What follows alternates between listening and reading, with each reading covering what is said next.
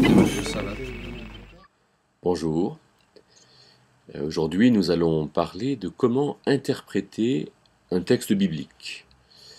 Et on va, je vais dire deux mots sur Origène, hein, ce monsieur qui a vécu environ entre 190 et 250 après Jésus-Christ, et qui a été le premier grand théologien qui a posé des principes d'interprétation.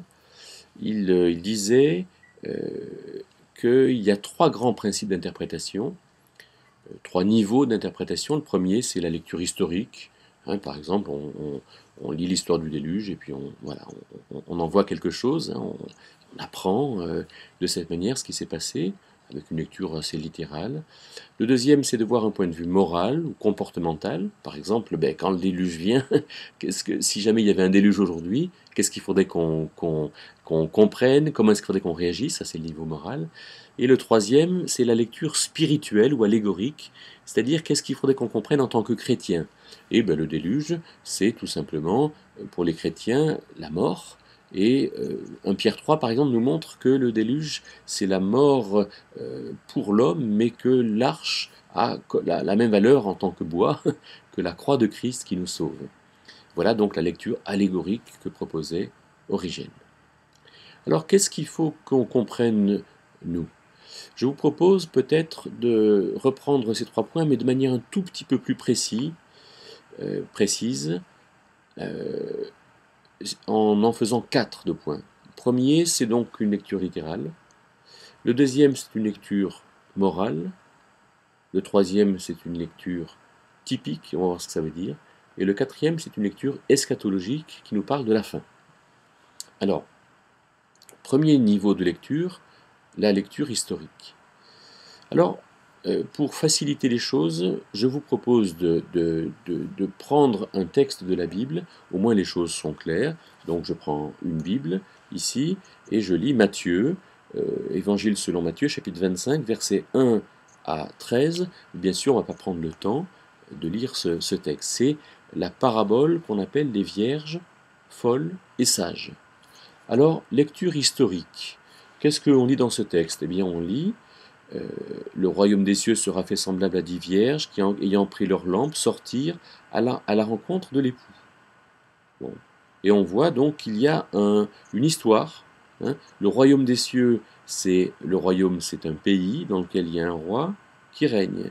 Et il semble bien que l'époux qui va venir, c'est le roi qui va régner. Donc, il sera fait semblable. Donc, historiquement, il y a un moment où le roi va venir régner. Et il y a des gens, des femmes qui sont vierges et qui attendent l'époux, qui attendent le mari. Et donc elles ont pris leur lampe et il y en a, apparemment elles avaient des lampes, donc elles avaient de l'huile. Et il y en a qui avaient plus d'huile et elles vont en acheter et quand elles reviennent, c'est trop tard. Donc voilà une première lecture historique. Il s'agit d'un moment qui n'est pas encore venu du temps de Jésus, où en fait le roi va venir et il va trouver des gens qui ne sont pas en train de veiller. Et Jésus va conclure au verset 13 en disant « Veillez donc, car vous ne savez ni le jour ni l'heure où le roi reviendra dans son royaume. » Alors la lecture morale, eh bien, il y a une lecture morale pour ces juifs de l'époque qui devaient veiller. Mais il y a une lecture morale pour nous. Nous devons veiller. Mais veiller à quoi? Est-ce que, par exemple, nous devons veiller à avoir de l'huile?